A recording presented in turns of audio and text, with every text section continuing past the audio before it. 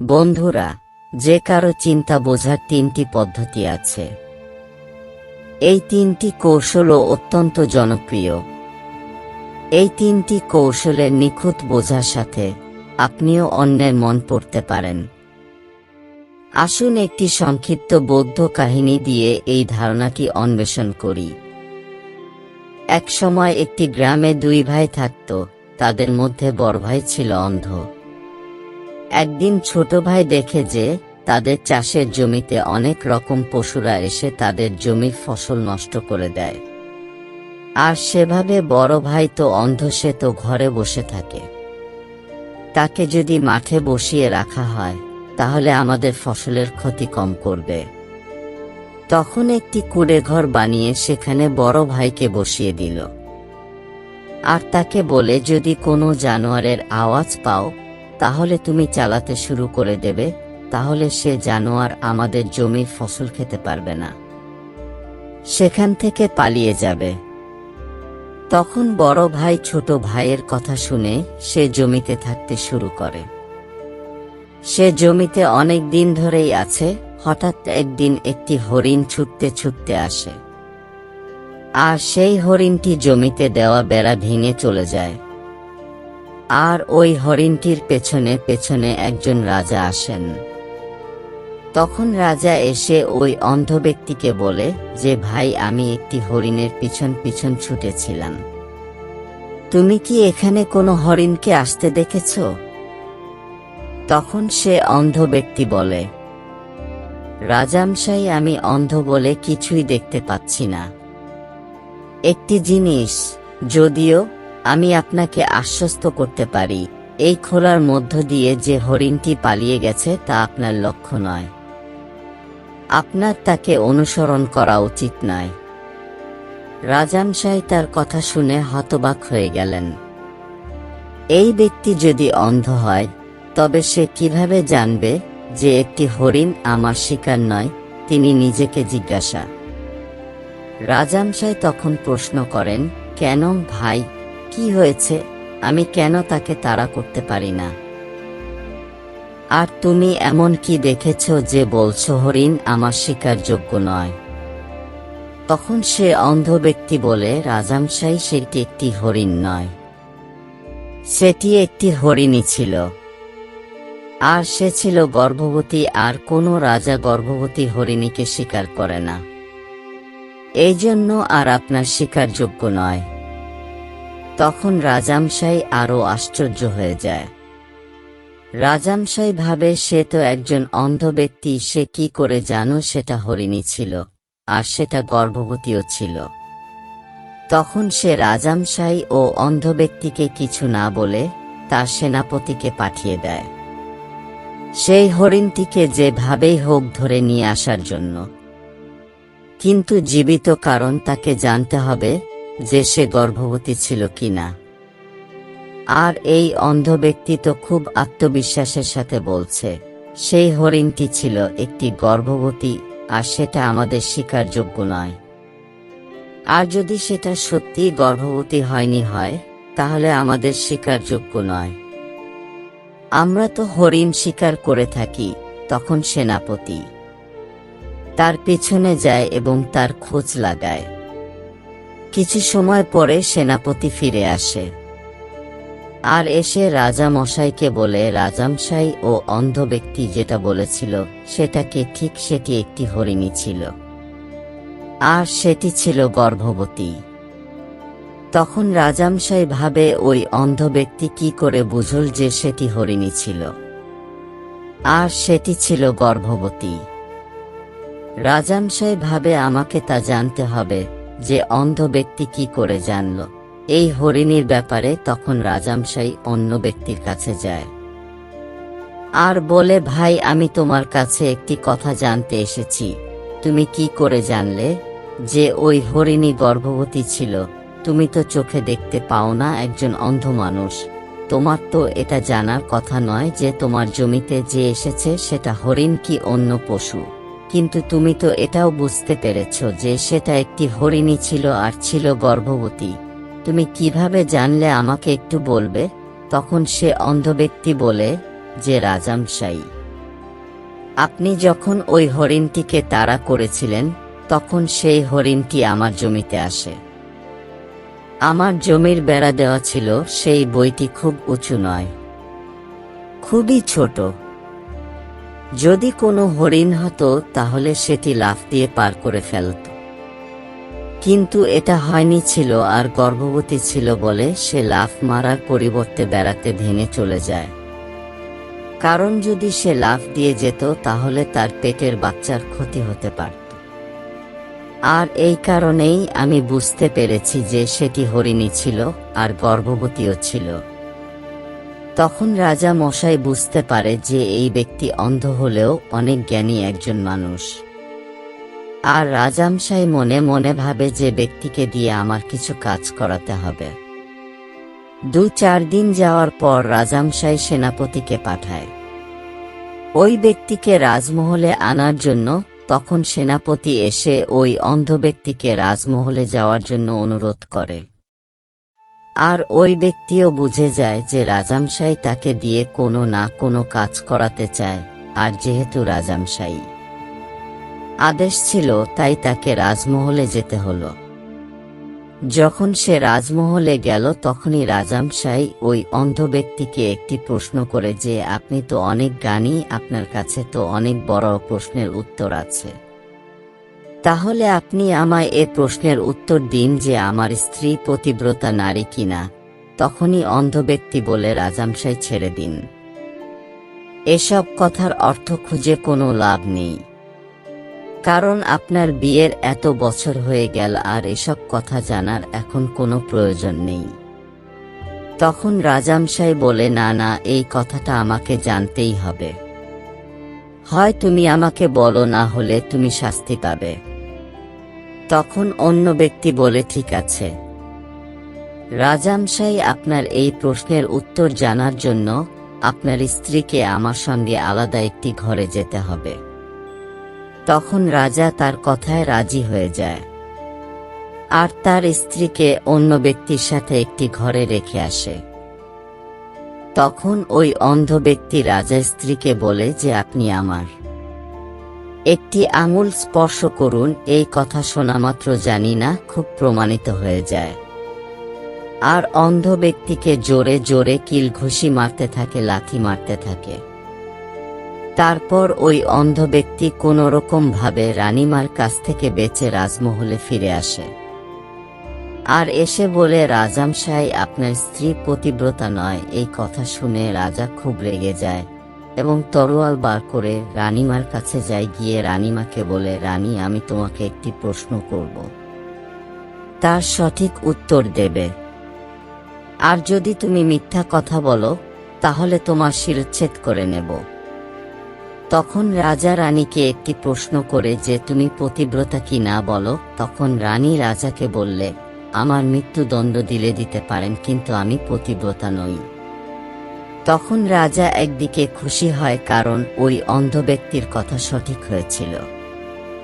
তখন রাজা অন্ধ ব্যক্তির কাছে আসে এবং তাকে জিজ্ঞাসা করে যে ভাই, তুমি কি করে জানলে যে আমার স্ত্রী পতিব্রতা নয়?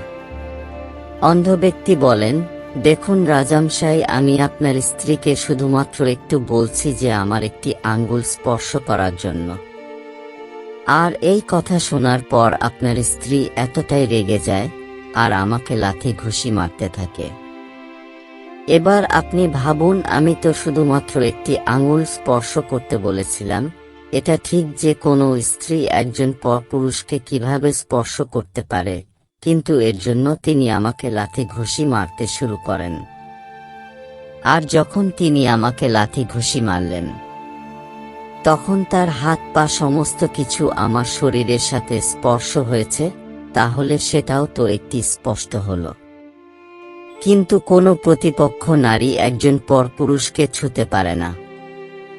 আমি যখন আপনার স্ত্রীকে একটি আঙুল স্পর্শ করতে বললাম তখন তার মানা করে দেওয়া উচিত ছিল, কিন্তু তিনি তার পরিবর্তে আমাকে মারতে শুরু করে দেয় আর আমার সমস্ত অঙ্গকেই ছুঁয়ে ফেলে। এবার আপনি বলুন, সেই নারী কিভাবে প্রতিভাত হতে পারে? এরপর রাজামশাই বলে, সত্যি কোনো গানের মানুষ, তোমার মতোই হওয়া উচিত। তারপর রাজামশাই বলে যে এবার আমার শেষ প্রশ্নের উত্তর দাও, আর এরপরেই আমি তোমাকে যেতে দেব। তখন রাজামশাই বলে যে আমি কি সত্যি একজন রাজার পুত্র নাকি কোনো অন্য কারো পুত্র। এই কথা শুনে অন্ধ ব্যক্তি বলে, রাজামশাই আপনার এতে কি আসে যায়? আপনি রাজার পুত্র হন বা অন্য কারো পুত্র, আপনি তো এই নগরী রাজা। তখন রাজামশাই বলে, না, এটা আমাকে জানতেই হবে, কারণ এই প্রশ্নটা আমার মনে সারা জীবনে রয়ে গেল, তাই তুমি আমার এই প্রশ্নের উত্তর দিয়ে যাও। তখন এই কথা শুনে অন্ধ ব্যক্তি বলে যে রাজামশাই আপনার এই প্রশ্নের উত্তর দেওয়ার জন্য আপনার মায়ের কাছে যাওয়ার কোনো প্রয়োজন নেই। আমি আপনার প্রশ্নের উত্তর এখানে দিয়ে দেব, শুধু আমাকে আপনি একটি কথা দিন যে আপনি রাগ করবেন না। তখন রাজা ভেবে বলে, না, আমি কোনো রকম রাগ করব না, যেটা সঠিক সেটাই তুমি আমাকে বলো। তখন ওই অন্ধ ব্যক্তি বলে যে রাজামশাই, আপনি কোনো রাজার পুত্র নন, আপনি একজন কৃপণ শেঠের পুত্র। এই কথা শুনে রাজা খুবই রাগান্বিত হয়ে যায়, আর তরোয়াল নিয়ে তার মায়ের কাছে যায়, আর তার মাকে বলে, যেটা হয়েছিল সেটা আমাকে সত্যি সত্যি বলো, আর নয় আমি তোমার সামনে আত্মহত্যা করে নেব। রাজা বলে, মা, আমি কি একজন সত্যি রাজার পুত্র নাকি অন্য কারো পুত্র? তখন তার মা বলে, না, তুমি রাজার পুত্র নও, তুমি একজন শেঠের পুত্র। আমাদের কোনো সন্তান ছিল না, তাই আমরা তোমাকে তার থেকে দত্তক নিয়েছিলাম। এরপর ওই রাজা ওই অন্ধ ব্যক্তির কাছে আসে আর বলে, তুমি কি করে জানলে যে আমি কোনো জোনসের পুত্র? তখন ওই অন্ধ ব্যক্তি বলে, রাজামশাই, আপনি আমার কাছ থেকে দুটি প্রশ্নের উত্তর দিয়েছেন, আর এই প্রশ্নের উত্তর আমি আপনাকে খুবই সরল পদ্ধতিতে দিয়েছি। এখানে যদি অন্য কোনো রাজা হতেন তাহলে তিনি আমাকে অনেক অনেক উপহার দিতেন, কিন্তু আপনি আমাকে একটি ফুটো করেও দেননি, আর এই কারণেই আমি বুঝতে পেরেছি যে আপনি খুব কঞ্জুস একজন রাজা। অন্ধ ব্যক্তি এই কথা শুনে রাজা হাসতে শুরু করে, আর রাজা বলে, তুমি আর যা চাইবে আমি তোমাকে তাই দেব, কিন্তু একটি কথা বলো যে তুমি কি করে জানো যে কোনটি সঠিক আর কোনটি ভুল? তুমি প্রত্যেকটা প্রশ্নের উত্তর কিভাবে খুঁজে পাও? তখন অন্ধ ব্যক্তি বলে, রাজামশাই, আমি তো একজন অন্ধ মানুষ, তা সত্ত্বেও আমি মানুষের মনকে পড়তে পারি। রাজামশাই, মনের একটি ভাষা হয়, কিন্তু সেটা মানুষের শরীরে অঙ্গভঙ্গিতেই বোঝা যায় যে মানুষটার শরীর, তার চোখ, তার মুখ, ঠোঁট, তার জিভ কিভাবে কাজ করছে। এর মাধ্যমে আমরা মানুষের মনের কথা জানতে পারি। কিন্তু আমি একজন অন্ধ ব্যক্তি, আমি এসব দেখতে পাই না, এজন্য আমি তার কাজের মাধ্যমে দেখে থাকি। যদি আমার কিছু জানার হয় তাহলে আমি সামনের ব্যক্তিকে কোনো কাজ করতে দিয়ে থাকি, আর সেই ব্যক্তি কিভাবে কাজ করে, কেমন ধরনের কাজ করে, এর মাধ্যমে আমি জানতে পারি ওই ব্যক্তির মনে কি চলছে। এরপরই অন্ধ ব্যক্তি রাজা মশাইকে বলে যে রাজামশাই, যে কোনো মানুষের মনের কথা জানার আগে আমাদের নিজেদের উপর কাজ করতে হবে, আর সেই কাজটি হলো নিজের মনকে শান্ত করা, নিজের মনকে বর্তমানে নিয়ে আসতে হবে। আর তিনটি যে পদ্ধতি আছে সেটা খুবই সাধারণ, কিন্তু তার আগে সবচেয়ে বড় কাজটি হলো আমাদের মনে একাগ্রতা আনতে হবে। যদি আমরা আমাদের মনে একাগ্রতা আনতে পারি বা আমাদের মনকে যদি বর্তমানে আসতে পারি, তাহলে আমরা সামনের ব্যক্তির মনের কথা জানতে পারব, কারণ সামনের ব্যক্তি সে তার বর্তমানকে নিয়ে ভাবছে, আর আমরাও আমাদের নিজেদের মনকে বর্তমানে নিয়ে আসতে হবে, তাহলে আমরা সামনের ব্যক্তির মনের কথা জানতে পারব। যদি আমরা অতীতের কথা ভাবি আর সামনের ব্যক্তি যদি বর্তমানের কথা ভাবে, তাহলে আমরা তার মনের কথা জানতে পারবো না। যে কোনো মানুষের মনের কথা জানার জন্য আমাদের মনে একাগ্রতা আনতে হবে, আমাদের মনকে বর্তমানে আনতে হবে। এরপর আমি যে 3টি পদ্ধতি বলবো, সেই 3টি পদ্ধতিতে মানুষের মনকে খুব সহজভাবে জানা যাবে। এরপরে ওই অন্ধ ব্যক্তি বলে, রাজাম সাহেব, প্রথম পদ্ধতি হলো, যার সম্বন্ধে আপনি জানতে চান, তার চোখের দিকে খেয়াল করা। কারো সাথে কথা বলার সময় তার চোখের দিকে নজর দেওয়া সবচেয়ে আগে দরকার। চোখ কথা বলতে পারে না, কিন্তু তা সত্ত্বেও চোখ অনেক কিছু বলে দিয়ে যায়। যখন আমরা কোনো ব্যক্তির চোখের ইশারাকে বুঝতে পারবো, তখন তার মনে কি চলছে সেটা আমরা বুঝতে পারবো। আমার কাছে তো চোখ নেই, তবু আমি এই বিদ্যা আমার গুরুদেবের কাছ থেকে শিখেছি। কিছু বছর আগে যখন আমার চোখে দৃষ্টি ছিল, তখন আমি আমার চোখ দিয়ে মানুষের মন পড়তে পারতাম। আপনাকে তার চোখের দিকে তাকিয়ে অনেক কিছু দেখতে হবে, যেমন কিভাবে চোখের পলক ফেলে আর কোন দিকে তাকায়। যদি তার চোখ এদিক ওদিক ঘুরতে থাকে, যেমন যখন আপনি তার সাথে কথা বলবেন, তখন তার চোখ কোন দিকে গড়ায়, নিচের দিকে ঘোরায় না, অপর দিকে ঘোরায় না, আশেপাশের দিকে ঘোরায়, নাকি তার চোখে আনন্দ দেখতে পাচ্ছেন না, উদাসীন দেখতে পাচ্ছেন। যেমন কোনো চোরের চোখ আমরা দেখলে বুঝতে পারবো যে সেই ব্যক্তি কোনো না কোনো ভুল কাজ করে এসেছে। ঠিক এমন ভাবেই যখন চালাক ব্যক্তিকে আমরা দেখব, তার চোখটা হবে অন্যরকম। যখন আমরা কোনো ব্যক্তির চোখের দিকে তাকিয়ে দেখতে শুরু করব, তখন আমরা জানতে পারবো যে চোখেরও একটি ভাষা আছে। যেমন কোনো ব্যক্তি যদি মিথ্যা কথা বলে, তাহলে তার চোখের দিকে তাকিয়ে দেখবেন। যদি সে চোখ উপর দিকে নিয়ে যায়, যদি সে চোখে বারবার উপরের দিকে দেখতে থাকে, তাহলে কোনো না কোনো কৌশল 1-2 করার চেষ্টা করছে, যাতে সে আমাদের মিথ্যা বলতে পারে। আরেকটা পদ্ধতি হলো, যদি কোনো ব্যক্তি মিথ্যা কথা বলে, তাহলে সে কখনোই আপনার চোখে চোখ রেখে কথা বলতে পারবে না। কারণ সে তখন ভাবে যদি চোখে চোখ রাখে তাহলে সত্যি কথা বেরিয়ে যেতে পারে। এবার দ্বিতীয় পদ্ধতি হলো, তার মুখের হাবভাব। কোনো মানুষের মনের কথা বুঝতে গেলে তার মুখের হাবভাব বোঝা খুব প্রয়োজন। যদি আপনি একটি মানুষের মুখের দিকে তাকিয়ে দেখেন, তাহলে আপনি বুঝতে পারবেন যে উদাসীন আছে না, চিন্তায় আছে না, খুব খুশিতে আছে। কোনো ব্যক্তি তার মুখ দিয়ে কিছু বলুক আর না বলুক, তার চেহারা সবকিছু বলে দেয়। যেমন কোনো স্থানে যদি 1-0-1-5 জন দাঁড়িয়ে থাকে, আর সেখানে পুলিশ আসে, তার মধ্যে যে ব্যক্তি অপরাধ করে আছে তাকে দেখে পুলিশ এমনিতেই বুঝে যাবে যে সেই ব্যক্তি অপরাধী। তার মুখমণ্ডল শুকিয়ে আসবে, উদাসীন হয়ে যাবে, বারবার গলা শুকিয়ে আসবে। আপনি একটি জিনিস খেয়াল করে থাকবেন, যদি কোনো ব্যক্তি আমাদের মিথ্যা কথা বলে, তখন তার গলা শুকিয়ে আসে, সে বারবার জল পান করতে থাকে। আর এভাবে আমাদের তার চেহারাকে পড়তে হবে। আর তৃতীয় পদ্ধতি হলো, তার হাতের ইশারা এবং বডি ল্যাঙ্গুয়েজ বোঝা। কোনো ব্যক্তির মনের কথা জানার জন্য তার হাতের ইশারা এবং বডি ল্যাঙ্গুয়েজ জানা খুবই প্রয়োজন।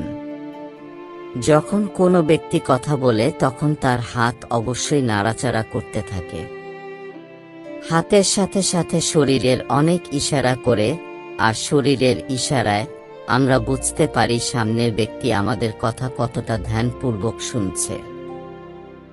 আর আমরা বুঝতে পারবো তার মনে কি চলছে। বডি ল্যাঙ্গুয়েজ দেখার জন্য তার হাত মটকানো, শরীর মটকানো, ঝোঁকা বসা, 1-2 হাত মুখে নিয়ে আসা, একটি হাত আরেকটা হাতের সাথে কষানো, এমন অনেক রকম গাছ আছে যেগুলোর উপর আমাদের ধ্যান দিতে হবে। মনের কথা বোঝার জন্য আমাদের তার বডি ল্যাঙ্গুয়েজ তাকে বুঝতে হবে। যদি আমরা এই 3টি পদ্ধতির উপর সঠিকভাবে ধ্যান দিতে পারি আর এই 3টি পদ্ধতি বুঝতে পারি, তাহলে আমরা খুব তাড়াতাড়ি একটি মানুষের মনের কথা বুঝতে পারব। কারণ একটি মানুষের হাবভাব, তার চরিত্র, তার মনের কথা, তার শরীরে অবশ্যই ফুটে উঠবে। কিন্তু এই সমস্ত বোঝার আগে আমাদের মনে একাগ্রতা আনতে হবে, সম্পূর্ণরূপে মনকে শান্ত করতে হবে, মনকে বর্তমানে নিয়ে আসতে হবে। যদি আমরা কারো মনের কথা বুঝতে চাই, তাহলে তার মনে বর্তমানে কি চলছে আমাকে সেটা বুঝতে হবে। আর মনকে শান্ত না করলে আমরা সেটা বুঝতে পারবো না। মন শান্ত এবং মনকে বর্তমানে নিয়ে আসলেই আমরা এই সমস্ত কিছু বুঝতে পারবো, অন্যের মনকে আমরা করতে পারবো। বন্ধুরা, ভিডিওটি যদি ভালো লাগে তাহলে একটি লাইক, কমেন্ট আর চ্যানেলটিকে সাবস্ক্রাইব করে পাশে থাকা আইকনটি প্রেস করে রাখবেন, যাতে এরকম মোটিভেশনাল ভিডিও সবার আগে আপনার কাছে যায়। ধন্যবাদ।